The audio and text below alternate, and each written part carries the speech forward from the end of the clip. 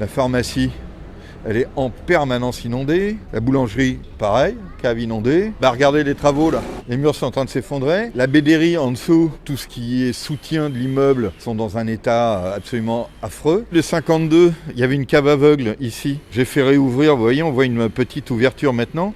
Mais il n'y avait pas d'ouverture du tout, c'est-à-dire qu'en fait, il n'y a même pas d'aération. Ça s'est effondré, ça a été rue Félix-Bregault, maintenant c'est ici.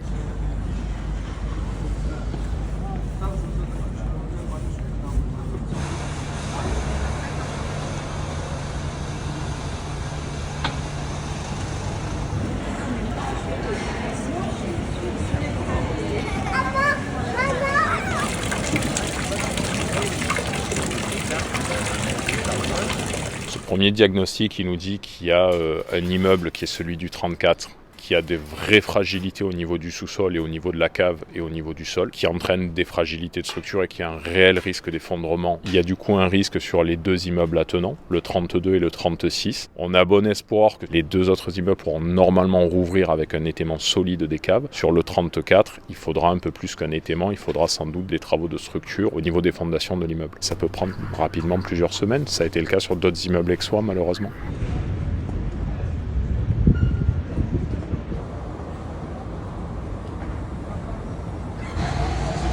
C'est pas nouveau. Ça fait quelque temps maintenant que lié à un manque d'entretien de certains immeubles, et puis surtout lié à l'humidité, lié à une ville pleine de sources. Ici, on est sur la place de Quart-d'Heure. Il faut imaginer qu'en fait, au XVIIe siècle, c'était une petite prairie très sympathique, mais pleine de sources. Quand le parking des Quart-d'Heure a été creusé, il devait faire 4 étages, il n'en fait qu'un, parce qu'ils se sont très vite rendus compte qu'ils allaient creuser une piscine plutôt qu'un parking. Et voilà, ça c'est le problème de la ville, mais c'est un problème connu qui devrait être suivi.